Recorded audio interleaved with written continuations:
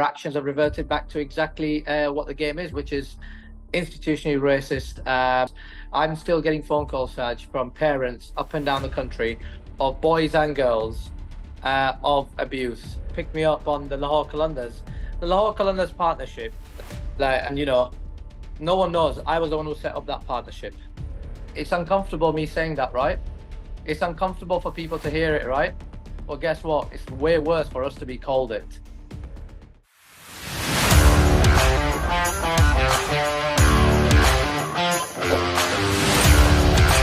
Thank you very much, everyone, for joining me once again. My guest today needs little introduction. He's a former under-19 England captain, former Yorkshire captain, and he's the person who many feel exposed some incidents of racism at Yorkshire County Cricket Club. He stood up to many in authority, and for that he deserves a lot of credit, according to many people. The one and only Azeem Rafiq. Azeem, warm welcome to you. Thanks, Saj. Thanks for the introduction. Azeem, Colin Graves back at Yorkshire. Your thoughts on that? Yeah, I don't know where to start really, Saj. I think it's incredibly backward step. I think it's not even back to square one. I think we've gone further back. But what it does is it just shows where the game's at, Saj. We've had over the last 3 years, we've had a lot of grand apologies. We've had big commitments and a few crumbs here and there. But the reality is the game has very little acceptance. The stakeholders and the self-appointed custodians of the game, have been wanting to strike back. And, I was always told the empire always strikes back. And this is the empire striking back. This is, going back to the status quo. But what message does it send? What message does it send South Asians? What message does it send to people who've been racially abused? I think it sends a very, very clear message in actions that, cricket's not a safe game for us, and we're not welcome. So I think it's, look, there's the final hurdle of the EGM, but I think it's going to be a dark day for English cricket. But that's the road that they've chosen. The leaders who are running the game from the ECB, from the Professional Cricketers Association and Yorkshire, and history will never forget this decision. What do you make of Mr. Graves' apology? Because many feel that he's apologised, he deserves a second chance. Yeah, look, the first thing is, I think people need to understand what role Colin has played over the last 3 years. That's the first part of it. I think the club's been sanctioned, charged to be, to have allowed racism to go on while he was there, right? One of the biggest things that ECB said around the test when they took Test cricket away and to give them Test cricket back was to get the veto powers of the Graves Trust away. I didn't realise they meant take it away from the trust and give it to him. In terms of his apology, look, there's a lot that's gone on behind the scenes, which the system doesn't allow me to go into openly, at the minute. So people are very hooked up on his interview that he did only a few months ago, where he, and yes, that shows you exactly what he really thinks. It's taken 3 years. There's a lot that's gone on. And even then, he didn't have the courtesy to make a phone call. Or I think for him, the words are not enough. And for no one, the words should be enough. The words should only be the start. It's the action. And the action leading up to it and the action already doesn't really... look, I'm not going to believe it because the one thing is I believed a lot of apologies. I believed Richard Thompson and Richard Gould. I believed Yorkshire County Cricket Club. I believe the Professional Cricketers Association when they went to the DCMS and apologised. And all of them, without a miss, have shown me that they were all just trying to get through the PR storm at the time. And their actions have reverted back to exactly what the game is, which is institutionally racist and, an unwelcoming and not a safe place for people from ethnic minorities. Yorkshire have huge debts. That's out there in the public domain. And their argument, I guess, is that Colin Graves provides them with a bit of financial stability and provides them with some security for the future, Azeem? Well, that's interesting. Look, we've clearly got to a point where he's the only option. How we've got there is up for debate. And you know, I saw the interview by the CEO the other day. I think it was. I think it just showed us why we've got to where we have. I think he was disingenuous. I think he was poor. He tried to say that if anyone sort of raises concerns about Yorkshire and the ECB, we'd be throwing mud at them. And you know, I want to use this to say, no, Stephen, holding you accountable for taking this club backwards is not throwing mud at you. So, and also, look, I've seen internal emails, which one of them I put on Twitter because of his interview. On the 22nd of February last year, there was an internal email which was had the whole plan to bring Colin Graves in as chair of the club, with the comms plan, which publication they were going to speak to and which journalist. Right, it landed on Christmas Eve. That didn't happen by luck. I think anyone that's involved and you're in the world, that was very much planned. Look at the staggered nature of how the press releases came out from the Yorkshire, from Colin and then the ECB. This has been the plan all along. In terms of the finances, we might have got to a place where he's the only one, but I pick up on your point where you said he gives financial stability. Well, does he? Because he's putting £1 million in. Nothing else is guaranteed. I don't think the full picture has been laid out to anyone, and definitely not the members. I've seen Colin's offer from September. And you know, I think ultimately, at some point, if not now, because of the scrutiny, he will look to turn it into a non-members club. And to be fair, you know, the Yorkshire members and Colin Graves at this stage are a match made in heaven, because you know, if everyone in Yorkshire cricket would have actually taken what I said seriously right from the offset, we won't be here. So look, the finances is where they are, but there is a third choice, and this is where the ECB come in. They said zero tolerance, right? You know, zero tolerance doesn't mean zero tolerance, but so you know, there's a short-term cash flow issue and a short-term financial issue. Look, I'm talking on the finances without 100% information, so I'm just talking about what the information I have. But ultimately, you've got to decide money or a game that's welcoming. And they've chose money, right? What would your advice be to somebody like Shan Masood, who was appointed captain of Yorkshire? Obviously, a Pakistani current international. He's the test skipper. With all this going on in the background, he's in a difficult position, isn't he?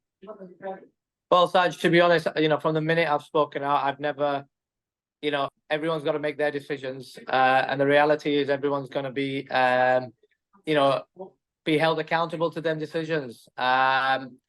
Unfortunately, I've learned over the last few years that people are either fearful or very, you know, interested in making decisions that only look after themselves.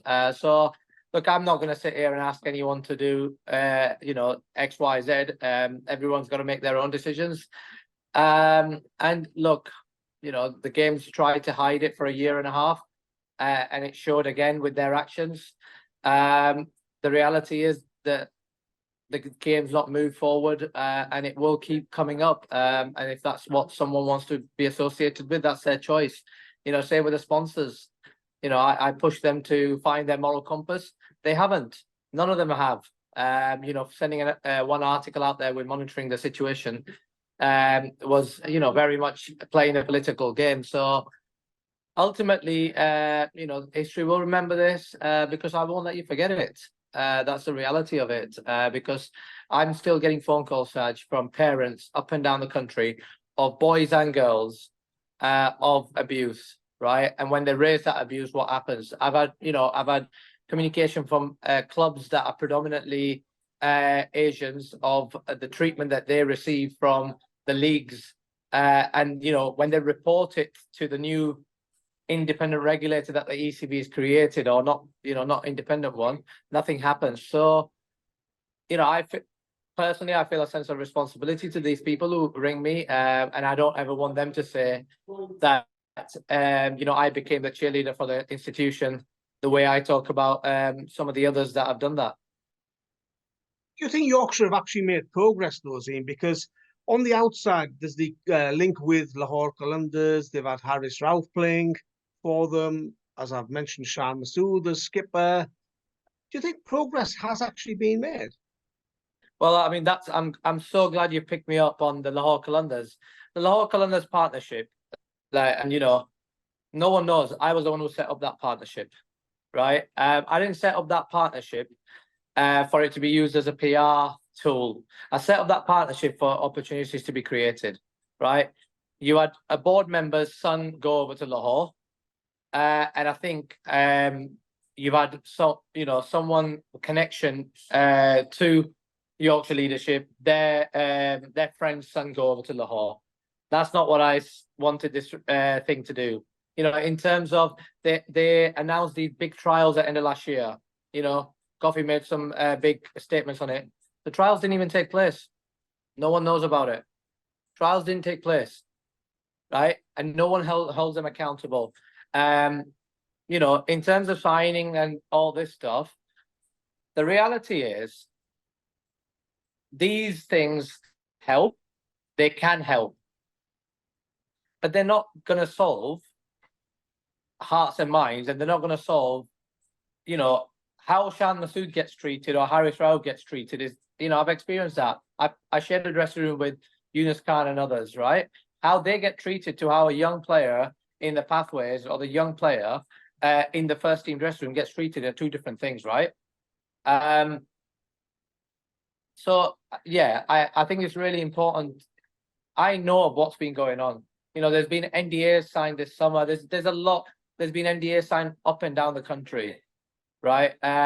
These are smokes and mirrors. Actually, reality is not a lot has changed.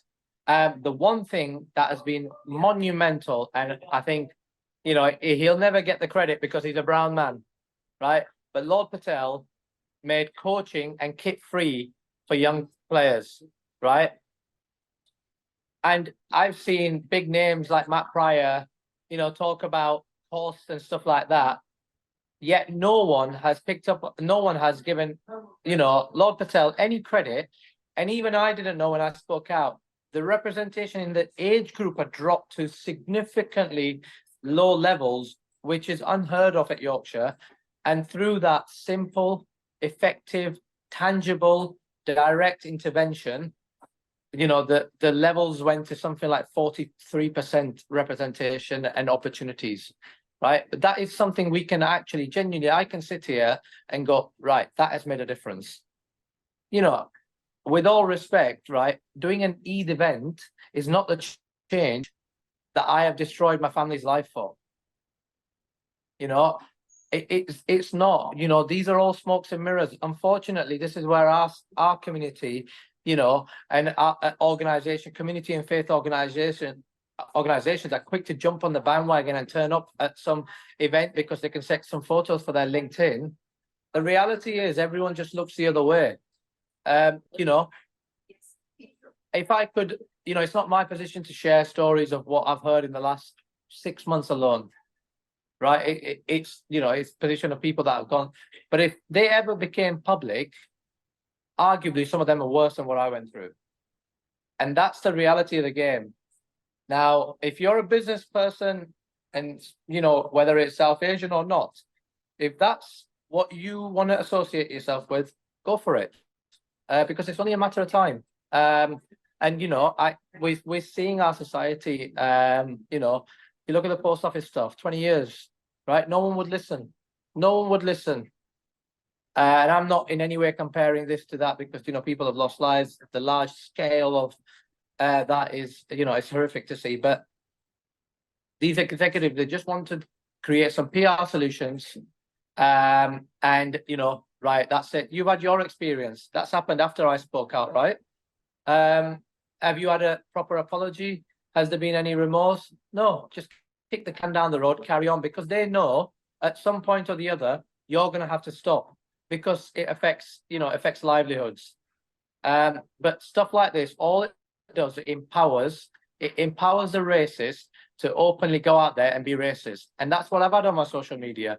The barrage of abuse, racist, Islamophobic, will find you. That's what it does.